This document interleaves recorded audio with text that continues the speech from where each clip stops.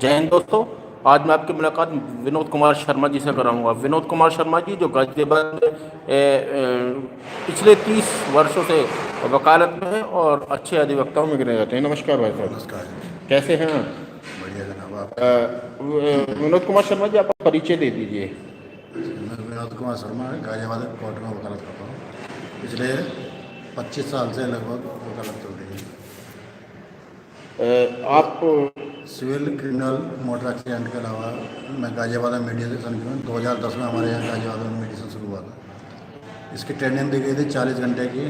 उसके बाद में फिर बीच में 2 एक रेफ्रेशर हुआ है। अभी नवंबर में एडवांस कोर्स हुआ है इसका मीडिएशन का। तो मीडिएशन में जो पति पत्नी के बीच का मैटर है, जिसमें बिना मुलज़िम अदालतों का समय बर्बाद होता है और बाद में फैसला ही होना है उनमें, तो वो सस्ता और सुलभ तरीका है कि उसे मध्यस्थता के द्वारा जो साझा निपटा लिया जाता है। इसकी कोई अपील नहीं होती मध्यस्थता के अंदर में। और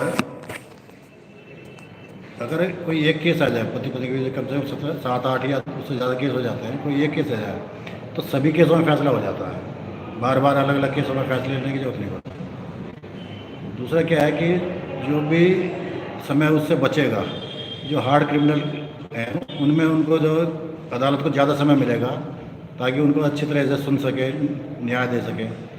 अभी क्या केस बहुत ज़्यादा पेंडिंग है अदालतों में, तो जो केस जिनमें समय देना चाहिए अदालत को समय नहीं दे पाती है और अधिकतर एडजर्नमेंट और तारीखें हो जाती है, जिससे कि मुलजिम को फ़ायदा पहुंचता है। तो इस तरह से ना हो, जिससे सभी के साथ न्याय हो, जल्दी और सस्ता सुलभ न्याय हो, इसलिए मध्यस्थता केंद्र की आवश्यकता पड़ी है।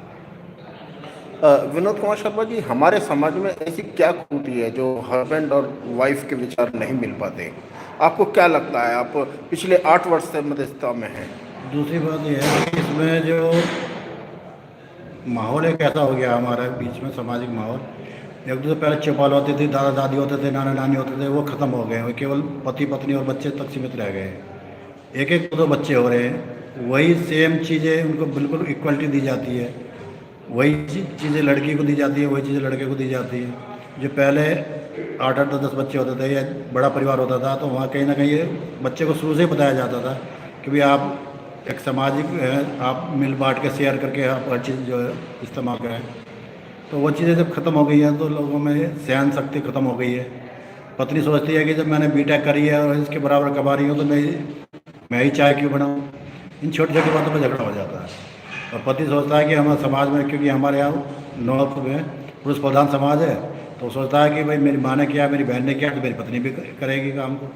तो ये मेन वजह है झगड़ा होने की। विनोद कुमार शर्मा जी, क्या आपको लगता है कि हस्बैंड वाइफ के झगड़े में किसी और अन्य परिवार वालों का भी हाथ हो सकता है या नहीं? नहीं, अधिक परिवार वालों का हाथ कम होता है। अधिकतर जो है एनसीआर क्षेत्र में जो थर्ड पार्टी है, मतलब जो पति पत्नी और उस परिवार से अलग है, वो मामा भी हो सकता है, फूफा भी हो सकता है, जो मतलब जिसका कोई डायरेक्ट इन्वॉल्वमेंट नहीं है, उनकी वजह से ज़्यादा रिश्ते खराब होते हैं।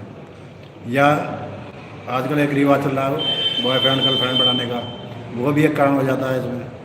और दिन रात एनसीआर क्षेत्र में 24 घंटे ड्यूटी कर रहे हैं लोग, काम कर रहे हैं, स्ट्रेस भी है, उसका तनाव जो है वो भी मुख्य कारण है पति पत्नी के बीच में।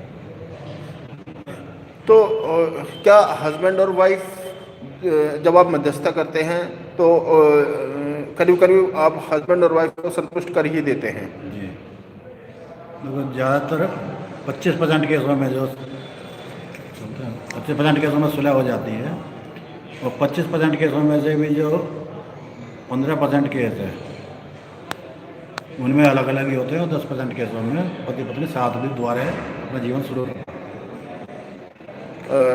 हमारे हिंदुस्तान में दहेज एक अभिशाप के रूप में जाना जाता है, तो क्या कहना चाहेंगे आप? इसमें दहेज लड़के वाले ही ज़्यादा जिम्मेदार हैं। दहेज देना और लेना दोनों ही अपराध है।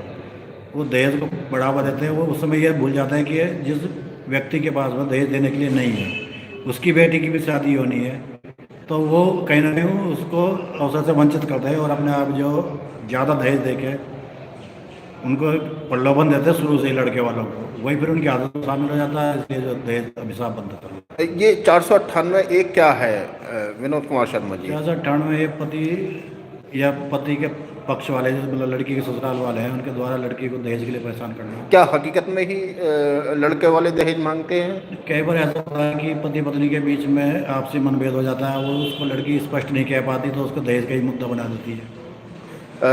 3/4 DP एक्ट क्या है? भाई दहेज लेना और देना जो अपराध है उसी पे इसको रोकने के लिए मेरी जानकारी के हिसाब से तो यही है, बाकी ज़्यादा नहीं। तो आप जब परिवार वालों से बात करते हैं लड़के वालों के और लड़के वालों के परिवार वालों से बात करते हैं तो आपको गुंजाइश लगती है कि हाँ इनका मामला सेटलमेंट हो जाएगा और ये लड़की वापस अपने ससुराल चली जाएगी? देखिए मीडिएशन में 2-3 स्टेज होती हैं। पहले जो शुरू में होता है अब पूरा जो भी जितने भी लोग हैं, चाहे वो झुंड के रूप में है या ग्रुप के रूप में है, जिस भी है वो सभी को उनको इन्वॉल्वमेंट किया जाता है शुरू में। तो वहीं पे ही पता चल जाता है कि भाई ये फैसला हो सकता है नहीं हो सकता है। अगर हमें लगता है कि भाई ये फैसला हो सकता है नहीं बढ़ सकता है तो फिर सिंगल सेशन में उनको थोड़ी बहुत कमी रहे तो उनको समझा के और किसी निर्णय पर पहुँचा दिया जाएगा। विनोद कुमार शर्मा जी, क्या प्रोसेस है? आपके पास फाइल कब पहुंचती है? हमारे पास फाइलें 3 तरीके से पहुँचती हैं जी। कई बार हमारे अधिवक्ता साथी सीधा एक वो बल्कि सस्ता और सुलभ सबसे बढ़िया ये है कि अधिवक्ता साथी आते हैं और एक सिंपल एप्लीकेशन लगाते हैं कि हमारे जब पति पत्नी में मतभेद हो गया है और हमारे मध्यस्थता के माध्यम से समझौता करा जाए, उसमें कोई आरोप नहीं लगाता, किसी पर कोई आक्षेप नहीं लगाया जाता, दोनों पक्षों को नोटिस जारी होते हैं, दोनों को बुलाया जाता है और जो उनकी बातचीत के द्वारा समस्या हल हो जाती है। दूसरा ये है कि जो कोर्ट महिला थाने में FIR दर्ज होती है वहाँ पे जब काउंसलिंग होने के बाद में सुलह समझौता नहीं हो पाती तो मध्यस्थता के लिए रेफर कर दिया जाता है। तीसरा है इसको बोलते हैं कोर्ट एनेक्स्ड, जिसका मतलब कोर्ट से संबंधित जो कोर्ट में मुकदमा चल रहा है जिसमें कोर्ट को लगता है कि वो समझौता हो सकता है, वहाँ पे वो उस केस को मध्यस्थता में रेफर कर देते हैं और वहाँ वो 138 हो, चाहे वो पति पत्नी का झगड़ा उठाना या कोई सा भी या प्रॉपर्टी विवाद हो, वो सारे सुलह के द्वारा सुलझा लिए जाते हैं। मतदान करते हैं? जी। तो मतदान जो करते हैं आप कैंडिडेट देखकर करते हैं या पार्टी को देखकर करते हैं? नहीं, अधिकतर देखो जब कैंडिडेट देख के किया जाता है तो फिर तो नोटा का बटन ही दबाना पड़ता है, इसलिए कहीं ना कहीं पार्टी देख के या उसके पार्टी के लीडर को देख के। तो 2019 में क्या मोदी जी पूर्ण बहुमत से वापस दोबारा प्रधानमंत्री बनेंगे देश के? प्रधानमंत्री बन सकते हैं लेकिन इतना बहुमत नहीं होगा, बहुमत में कमी आएगी। हमारे समाज में भ्रूण हत्या है, आप 23 वर्ष पूर्व से वकालत कर रहे हैं। भ्रूण हत्या की एक समाज की एक कृति के रूप में जाना जाता है, तो इसके बारे में आप क्या कहना चाहेंगे? क्या सुझाव देना चाहेंगे आप जनता को? भ्रूण हत्या नहीं होनी चाहिए। जो भी संतान है पहले परिवार नियोजन के साधन अगर वो नहीं सफल होते हैं, नहीं किसी वजह से अपनाते हैं तो जो संतान आ रही है उसको आना है, चाहे वो लड़का हो या लड़की हो, बिना उसको किसी तरह का भेदभाव किए जो गर्भ में आ गया उसको जन्म लेने का अधिकार है वो होना चाहिए। तो आप जैसे मध्यस्थता के एडवोकेट भी हैं, तो क्या आप अपनी वाइफ का रिस्पेक्ट करते हैं? मैं तो मध्यस्थता में आने के बाद में ये सीखा कि वो कुछ कहे उससे पहले सॉरी बोल दो। अच्छा, जो वो कहे उससे पहले सॉरी बोल पहले दो। सॉरी बोल दो, जो वो कहे वो बाद में देखे जाएगा, लेकिन पहले सॉरी बोल दोगे तो शायद सब सही ना हो।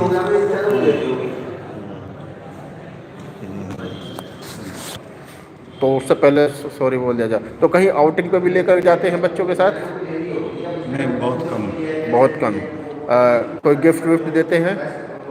हाँ, कभी बर्थडे या मैरिज एनिवर्सरी पे। विनोद कुमार शर्मा जी, कभी आपने चाय पिलाई है अपनी वाइफ को बनाकर? हाँ, रोजाना सुबह चाय पिलाता हूँ। रोजाना सुबह चाय पिलाते पहले हैं? सुबह 1 कप चाय देना, बाकी सारे दिन उसी को काम करना। अच्छा, तो कैसा लगता है आपकी वाइफ को जब आप चाय लेकर जाते हैं? अच्छा लगता है जब सुबह। तो इससे मोहब्बत बढ़ती है? जी। जो एक अननेसेसरी जो टेंशन है उसे ये कहने का मौका नहीं मिलता कि आप मेरे लिए करते क्या, वैसा बता सुबह चाय तो मिलेगी। तो वो आपके दिनचर्या का, खाने का, कपड़ों का और आपके सभी चीज़ का ध्यान रखती है? सभी चीज़ का ध्यान रखते हैं।